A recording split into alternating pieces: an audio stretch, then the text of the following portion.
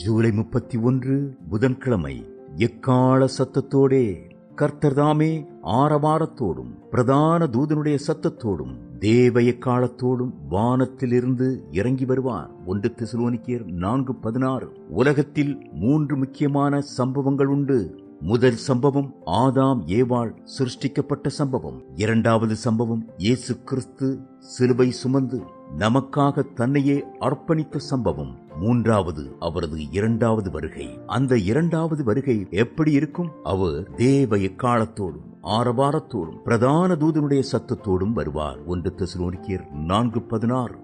மத்திய ஆகாயத்தில் வர இருக்கும் அந்த எக்கால பண்டிகைக்காக நாம் நம்மை ஆயத்தம் செய்வோமா? சீயோனிலே எக்காலம் ஊதுங்கள், பரிசுத்த உபவாச நாளை நியமியுங்கள், விசேஷித்து ஆசரிப்பை கொடுங்கள். யோவேல் 2:15.